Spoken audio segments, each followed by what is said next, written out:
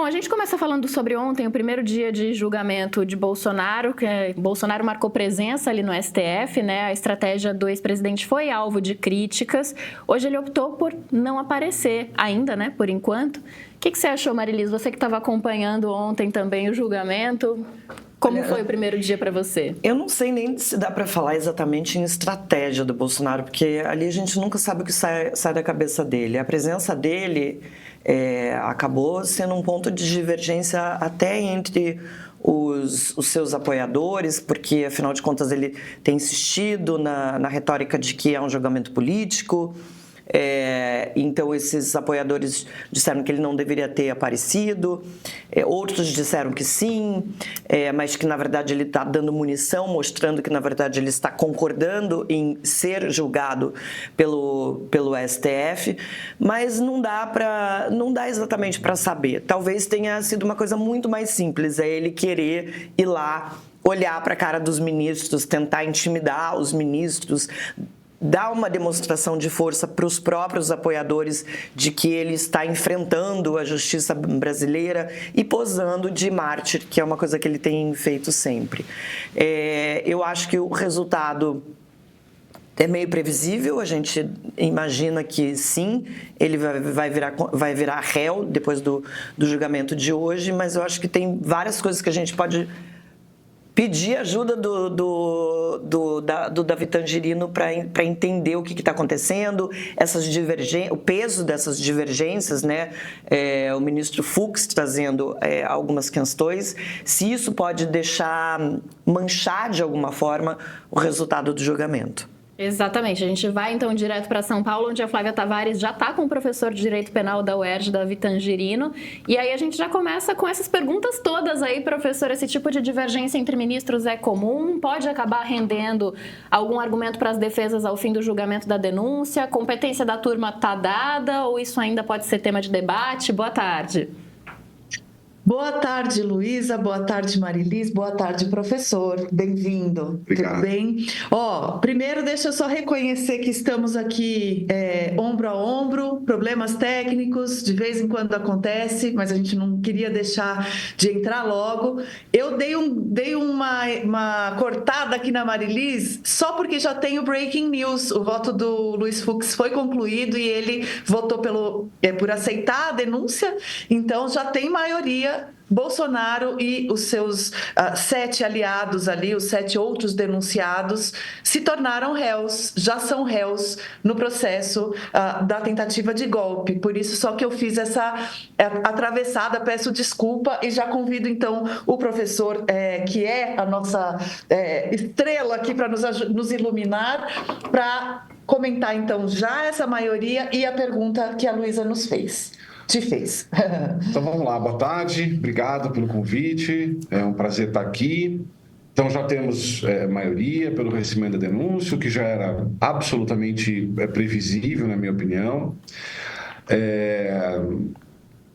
Olha, eu não sei se infelizmente ou felizmente, viu, os temas jurídicos, eles... Eu acho que vale aquela brincadeira que no Brasil até o passado é imprevisível. Sim. Né? Então, tudo pode ser a tempo e modo revisto. Existe, por exemplo, uma ação chamada revisão criminal. Então, depois de transitado em julgado, havendo um fato novo, uma prova nova, uma mudança legislativa, pode haver uma revisão criminal. Uhum. Em regra, os tribunais não consideram motivo para revisão criminal uma mudança de jurisprudência. Mas o Supremo pode tudo. Então, se as confluências sociais e políticas forem tais, pode ser que esses temas justifiquem uma revisão criminal ou uma anulação. Né? Os temas das divergências que o Fux abriu ontem. O tema de pleno ou primeira turma, o tema de competência do STF, né? Mas, enfim, dito isso, ou seja, em que quase tudo é possível, o que a gente pode fazer é uma análise de curto prazo. A curto prazo, esses temas estão superados. Certo. Suspeição de Alexandre, pleno turma, competência do STF, esses temas... este é o momento processual adequado de julgar. Então, as tais preliminares. Por que elas são chamadas de preliminares? Porque se essas teses são acolhidas, elas impedem o julgamento do mérito. Perfeito. Não acaba o caso. Então, se emplaca a tese de que seria outra instância, desce para outra instância. Percebe? Por isso que elas têm esse nome. Então, é natural, portanto, que se decidam primeiro essas preliminares e depois o mérito, culpado ou inocente, se culpado, o tamanho da pena. Então, enfim, a Marilise, enfim, que fez a pergunta, a curto prazo, essas questões estão pacificadas, ainda que com o voto vencido do Fux. Isso é totalmente do jogo, acho que a gente não deve ler nada muito excessivo. Além disso, o Fux apresenta basicamente o seguinte: a decisão mais coerente com o que nós estamos decidindo até aqui em matéria de competência é que descesse para a primeira instância. Os outros ministros tiveram outra percepção. Ou seja, decidir sobre temas de preliminares é uma decisão um pouco mais fria. São questões mais, aspas, técnicas, né? E, portanto, nós não deveríamos extrapolar, digamos, uma antecipação do Fux em relação ao mérito. O mérito é o tema quente, né? Esse, sim, é o que importa, né? E não acho que a gente possa derivar dessa discordância de jurisprudência uma antecipação de um apetite para absolver A, B ou C. Tá, não, perfeito. E eu pensei, hoje o julgamento das preliminares, ele começou de maneira muito interessante e tem muito a ver com isso que o senhor acabou de falar. Porque, embora tenha esse caráter mais frio, mais técnico, mais do procedimental, né? Então, onde fica, quem julga...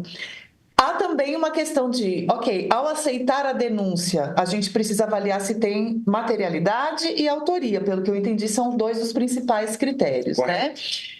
E ao exemplificar a materialidade, o ministro Alexandre de Moraes, eu acho que abriu mão um pouquinho dessa coisa, dessa frieza. E, pegando esse gancho que a Luísa nos deu, apresentou esse vídeo com um compilado de imagens do 8 de janeiro de violência, para falar assim, olha, para o argumento das defesas de que não houve violência, de que não há materialidade porque não houve um atentado violento contra o Estado Democrático de Direito, aqui está um videozinho para lembrar todos do quão violento foi, sim, esse atentado. Isso pode... Isso denota que o ministro Alexandre de Moraes está entrando nesse julgamento. De que maneira? Ele está querendo orientar, o relator quer orientar o voto dos seus colegas nesse sentido, para a sua tese? É papel do relator convencer e orientar os demais ministros? Você faz duas perguntas. Se ele está orientando, isso é papel dele. Pronto. Né? Então, vamos lá. Sim. Sim, ele está orientando.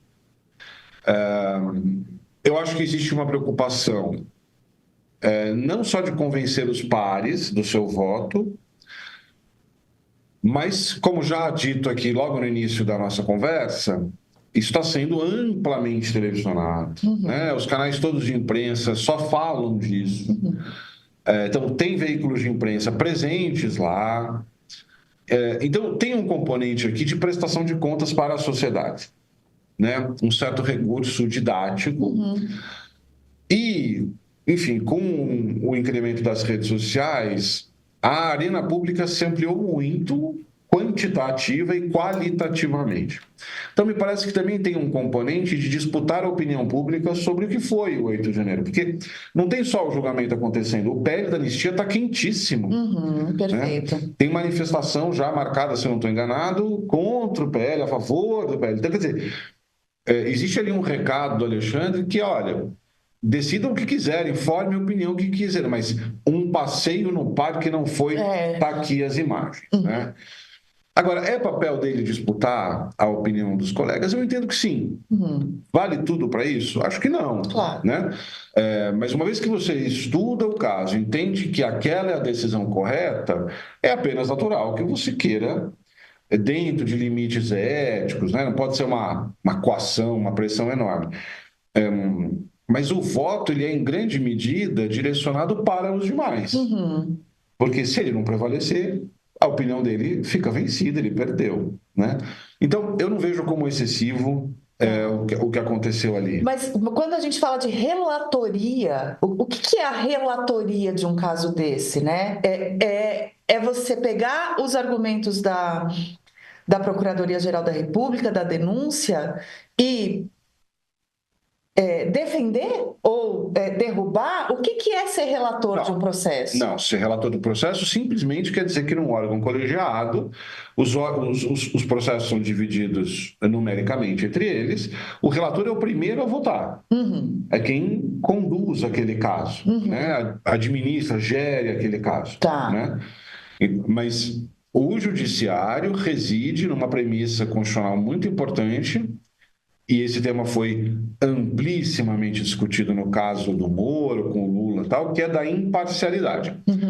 Então, o papel do tribunal naquele momento, e o primeiro a votar é o Alexandre, é apresentar uma resposta fundamentada, articulada, coerente à seguinte pergunta: este projeto acusatório, chamado denúncia, atende aos requisitos legais? Se a resposta é sim, recebe a denúncia, começa a instrução. Se a resposta é não, rejeita a denúncia e acabou. E é claro que você sempre pode ter um cenário intermediário que recebe para algumas pessoas ou para alguns crimes, mas não foi o caso que o Alexandre tomou aqui. Tá, perfeito. Eu sei que a minha querida Marilis tem perguntas e eu queria devolver para ela, reiterando meu pedido de desculpas, Marilis, que eu te cortei, mas eu tenho essa cosquinha de breaking news quando vem. Aí, quando apareceu o push aqui para mim de que o Fux tinha votado, eu não me aguentei. A Marilis está aí? Imagina, Flávia, para te falar a verdade, eu nem ouvi você falando e eu acho que você está certíssimo em interromper porque a notícia tem urgência, né? Eu também não ouvi, acho que o retorno... O retorno acho que não estava funcionando nessa hora. Mas a sintonia estava tão boa que a gente já mandou direto. Pois é, mas olha só, eu queria jogar uma coisa para vocês aí, pro professor Tangerino, professor Davi, que é essa guerra sobre essa retórica do que aconteceu ali nos Três Poderes no dia 8 de janeiro, né? A gente está vendo, não é à toa que o ministro Alexandre de Moraes mostrou todas essas imagens hoje, porque de um lado a gente tem uma parte das pessoas que estão acompanhando o julgamento dizendo que foi um domingo no parque, que foi simplesmente que absurdo uma mulher ser condenada a tantos anos de prisão porque pichou uma estátua. A gente sabe que não é isso, né?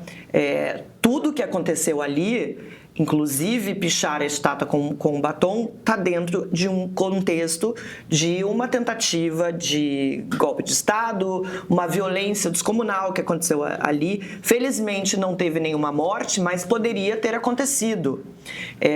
Talvez essas pessoas se agarrem muito nesse contexto de que nesse dia não morreu ninguém, então na verdade foi uma manifestação pacífica.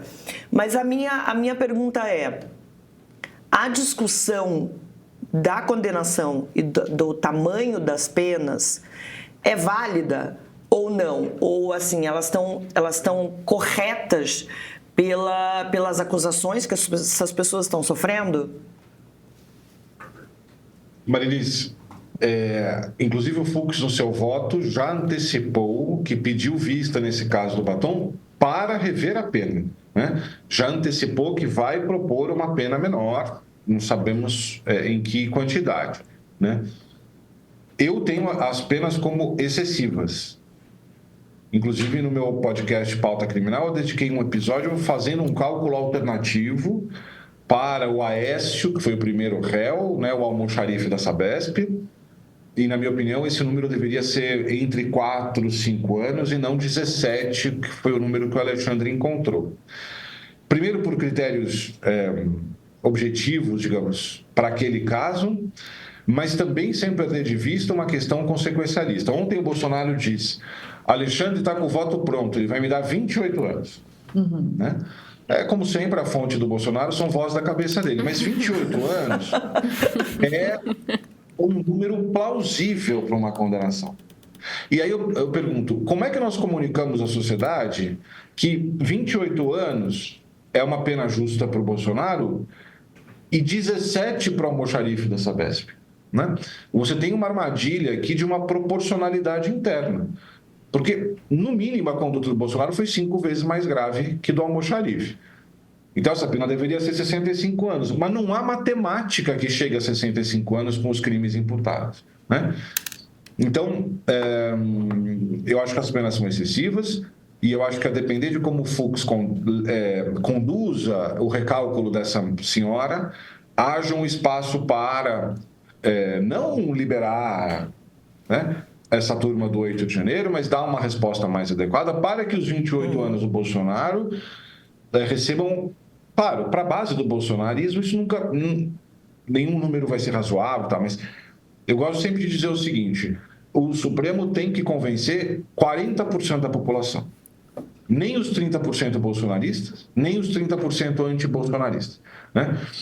Agora, a turma do NEM, que é a maioria, na minha opinião, essa turma precisa ter a confiança de que o resultado dado pelo Supremo é um resultado razoável, correto, legítimo. Pode achar um pouco de mais, um pouco de menos, mas o NEM, a turma do NEM precisa, na minha opinião, dizer: foi uma decisão justa, uma decisão coerente, uma decisão razoável, né? E acho muito difícil você vender razoável 28 anos para o Bolsonaro e 17 para a moça do batom. Olha, eu concordo Desculpa, Flávia, agora fui eu que te interrompi. Mas eu concordo completamente com essa análise que você está fazendo, porque as comparações, se a gente vai olhar, por exemplo, os julgamentos aí de outros crimes, hediondos, inclusive, que também a abolição do Estado Democrático de Direito é um crime hediondo. Me corrija se eu estiver errada. Agora, uma pessoa que é acusada, por exemplo, de um assassinato, de uma questão dessa, às vezes pega uma pena até menor do que isso. Eu acho que isso está causando um ruído enorme na população que não consegue entender a gravidade do que aconteceu no 8 de janeiro, e aí acha que não deveria nem ter uma condenação, mas esses 17 anos acabam ficando muito pouco palatáveis, né? Tem a gravidade e tem a soma, né, de todos os crimes que foram cometidos, porque é o golpe, a abolição violenta do Estado Democrático de Direito, dano ao patrimônio tombado, enfim. Eu aproveito até essa coisa do crime hediondo, é uma pergunta que o Júlio Bahia tinha mandado pra gente ontem, professor, e a gente não conseguiu responder. É considerado crime hediondo ou não? Não. A lista dos crimes hediondos está na Lei 8.072 de 90 e esses tipos penais não constam da relação de crimes hediondos. É por isso, inclusive, que essa conversa de anistia pode acontecer no parlamento, porque não há uma vedação expressa a anistiar esse tipo de crime. Agora, a gente tem uma pergunta aqui também da nossa audiência, é o MES 1983, como ele assina aqui, e ele está questionando a imparcialidade do julgamento, né? Ele estava numa discussão aqui com outras pessoas da nossa audiência, ele diz: amigo, eu não sou pró-Bolsonaro, quero ele punido, mas esse julgamento está bem torto. Por mim, podem condenar o Bolsonaro a 30 anos, contanto que individualizem as condutas de todos e façam um julgamento justo. Quando a gente fala em individualizar as condutas, professor, o que a gente está tentando fazer, né? No caso, hoje o Alexandre de Moraes começou a fala dele com o vídeo do 8 de janeiro, mas a denúncia não é só sobre isso, né? Dentro do processo do golpe, com todos os outros elementos, me parece que essas condutas estão individualizadas, ou não estão? Olha, no 8 de janeiro, para o povão, talvez um ou outro caso que foi capturado numa imagem específica, né? Mas o grosso desses casos estão sendo julgados homogeneamente. Inclusive o ministro Alexandre invoca lá um conceito de crime multitudinário, um crime de turba, né? E de fato, né, se fosse preciso dizer precisamente o que cada uma daquelas pessoas fez, ia ser impossível, porque não temos imagem, registro para tudo isso, né? Bom, como é que você se imuniza, então?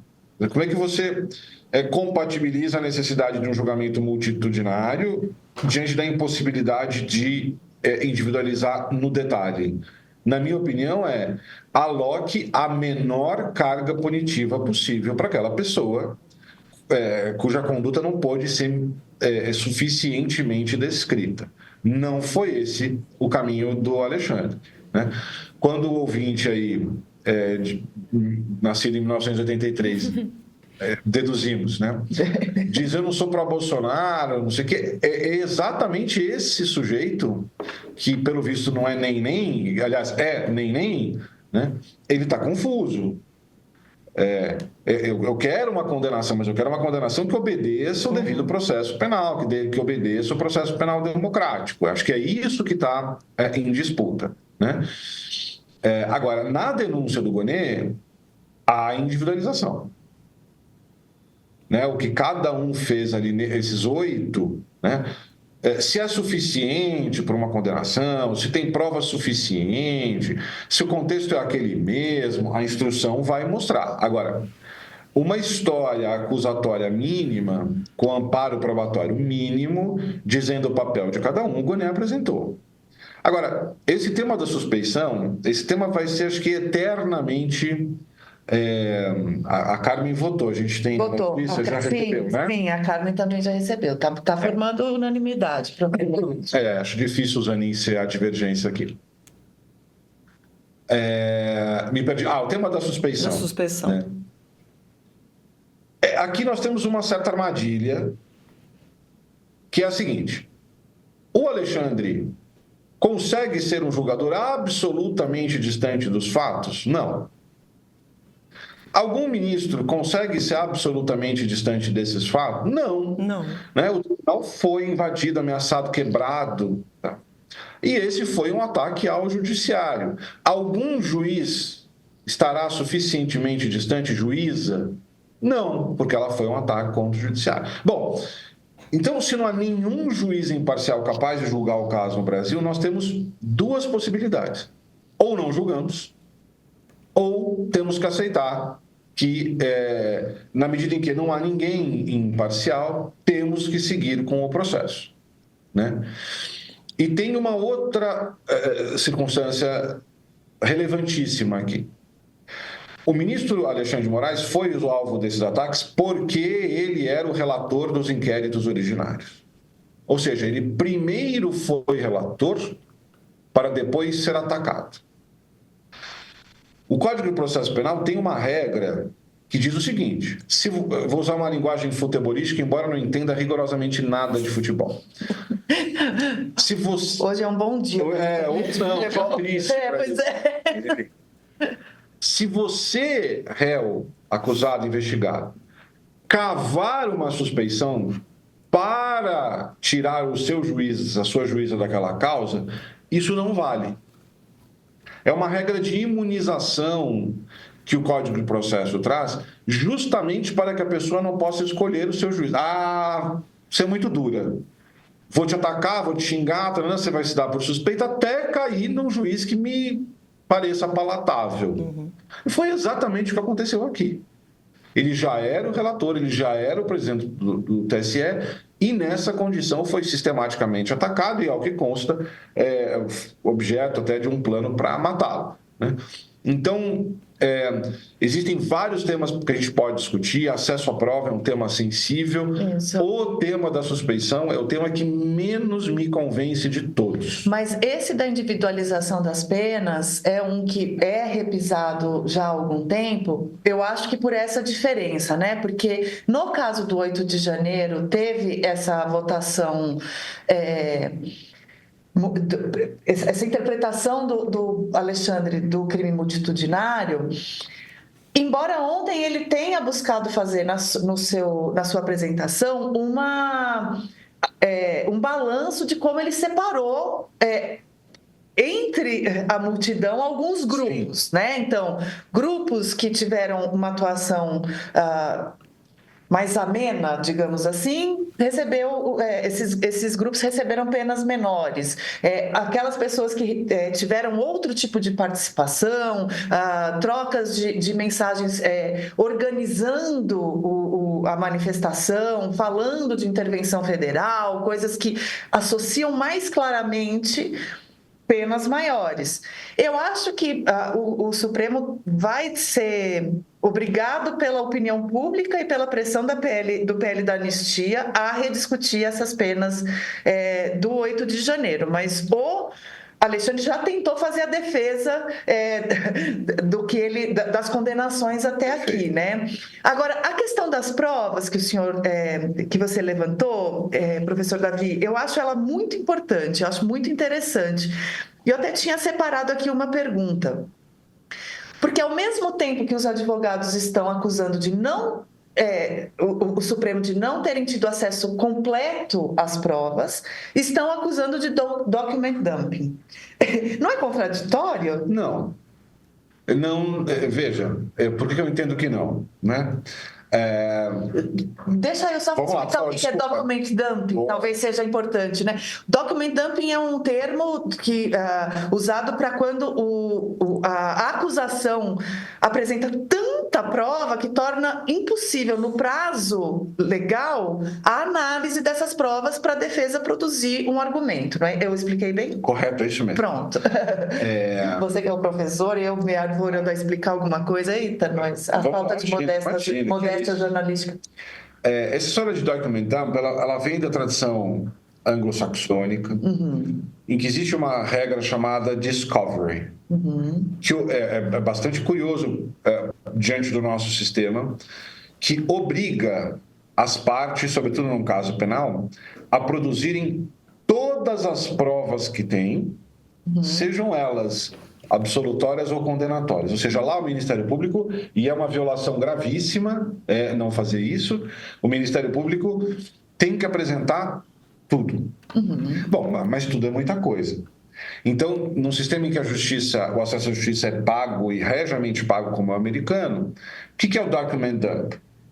Bom, se é tudo, eu vou pegar tudo, eu vou 3 caminhões de papel para te afogar, né? Não é isso que aconteceu exatamente aqui. O que o Alexandre facultou eu vou te dar acesso a tudo que está documentado nos casos penais que a gente tem aqui, conexos e tal.